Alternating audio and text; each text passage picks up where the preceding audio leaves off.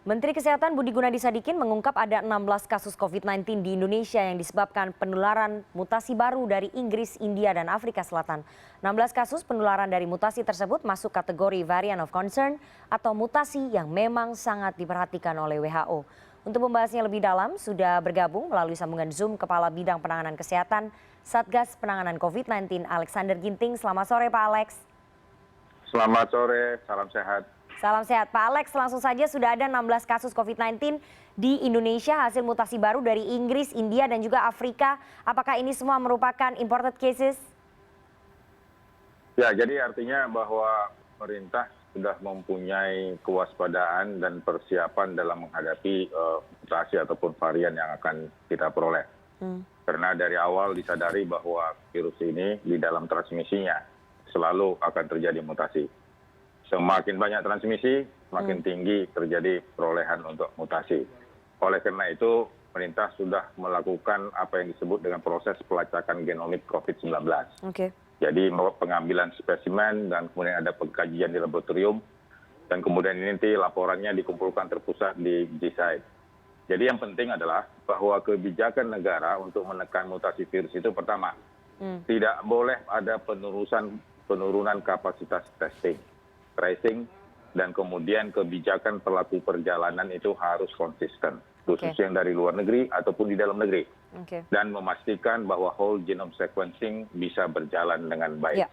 Ini salah satu yang harus bisa kita pastikan untuk mencegah supaya tidak terjadi penambahan kasus-kasus yang imported cases. Jadi kita ketahui bahwa ini semua datangnya ada yang dari Inggris, ada yang dari India, ada yang dari Afrika Selatan, dengan pola yang berbeda-beda. Ini sudah bisa kita lihat dari ragam varian COVID-19 yang ada di Indonesia. Varian concern yang B117 ataupun B1351 yang pertama kali dideteksi di Inggris dan kemudian bisa ditemukan Januari misalnya 2021 di Indonesia. Itu B117 ada 10 kasus. Kemudian juga ada kasus yang varian of interest, di mana ini juga pernah pertama kali di Indonesia dilaporkan. Persoalannya adalah bahwa penularannya lebih cepat dan penerobosannya masuk ke sel itu lebih cepat. Tapi ini juga tergantung kepada comorbid, tergantung faktor usia, dan tergantung juga viral load. Pak Alex. Karena itu sebenarnya intinya adalah tetap menerapkan 3M. Jadi menjaga jarak, mencuci tangan, dan kemudian memakai masker. Ini sebenarnya kunci paling utama, lebih utama dari segala obat-obatan antivirus ataupun vaksin. Semuanya penting, tapi 3M ini tidak boleh ditinggalkan dan tidak boleh pengendoran. Kendati pun kita sudah vaksin 2 kali. Pak Alex, puluhan ribu buruh migran akan pulang kampung menjelang Hari Raya Idul Fitri. Apakah ini kemudian dikhawatirkan akan membawa mutasi baru dari 3 negara tersebut? Apakah ada potensi itu dengan kedatangan para buruh migran kita? Jadi sebagaimana dilaporkan oleh Kasatgas COVID-19 Nasional Letnan Jenderal Doni Monardo, bahwa dari 137.000 spesimen yang diperiksa, itu ada 2.628 positif. Kendati pun datang dari luar negeri membawa sertifikat bahwa mereka bebas COVID. Tapi setelah kita periksa ulang, ternyata positivity rate-nya 1,9%. Ada 2.394 warga negara Indonesia. Ada 234 warga negara asing. Itu baru dari sampel yang 2.628. Artinya, dari setiap mereka yang datang, meskipun sertifikatnya negatif, tetap kita harus periksa. Kenapa? Karena bisa saja dia datang dalam proses masa inkubasi. Oleh karena itu, pengetatan bagi mereka yang datang dari luar negeri, ini sudah diatur. Dan kemudian khusus dari India, bahkan belakangan ini kita sudah melarangnya untuk tidak masuk sementara waktu dalam rangka untuk menstabilkan perjalanan dan khususnya mengkontrol kasus-kasus yang dari India. Dan kemudian kita diperhadapkan juga berita dari Malaysia, bahwa banyak pekerja migran dari Malaysia, dan ini tentunya harus benar-benar kita kunci. Kita lakukan pengetatan agar mereka datang melalui jalur yang resmi dan kemudian melaksanakan dan mengikuti proses-proses keperkarantinaan dan kemudian pemeriksaan secara resmi, sehingga ini bisa kita cegah dengan baik. Tentu mereka tetap warga negara Indonesia yang harus kita lindungi.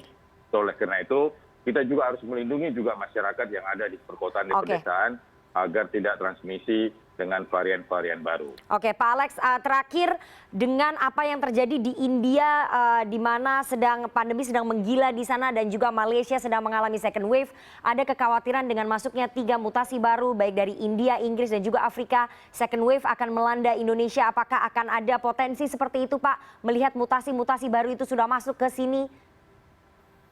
Jadi kalau kita melihat kejadian di India yang dinamakan tsunami COVID, kita harus benar-benar waspada.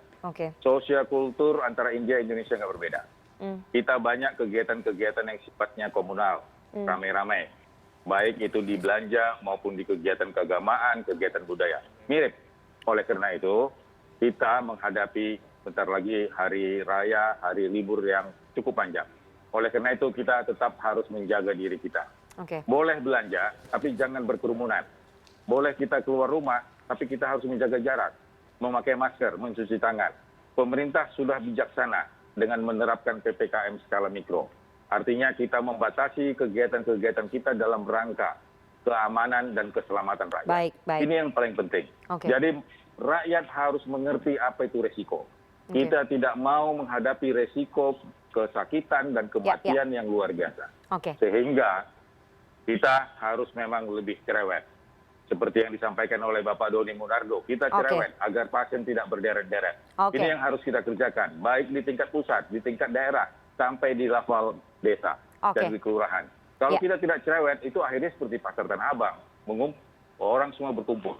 Memang orang rindu, tetapi harus terkontrol. Jadi dengan demikian, kerumunan, kemudian mudik rame-rame, mobilisasi, kita hindari. Lebih bagus kita di rumah, kita menyayangi diri kita, kita juga menyayangi keluarga kita. Ini mungkin pesan yang harus kita sampaikan ke masyarakat. Karena kalau ini sudah terjadi di masyarakat dengan multiple variants of the virus yang lebih banyak, ini sungguh-sungguh akan memprihatinkan. Dan bagaimana kita lihat di India, sampai logistik kesehatan, logistik untuk obat, dan logistik untuk oksigen kekurangan. Oleh karena itu, ini harus kita sampaikan dengan bahasa lokal, dengan bahasa masing-masing, sehingga mudah dicerna dan diterima oleh masyarakat. Baik, kita nanti berharap agar masyarakat kemudian bisa lebih sadar lagi terhadap protokol kesehatan, mengingat ada resiko yang mengancam melihat sudah ada 3 mutasi baru yang masuk ke tanah air, mutasi baru dari India, Inggris dan juga Afrika, sehingga memang protokol kesehatan harus tetap diterapkan. Namun demikian pemerintah juga harus konsisten dengan kebijakan-kebijakannya, melarang border-border untuk dari luar negeri ini untuk bisa masuk. Terima kasih sekali Kepala Bidang Penanganan Kesehatan Satgas Penanganan COVID-19 Alexander Ginting atas waktunya kepada CNN Indonesia Newsroom sore hari ini.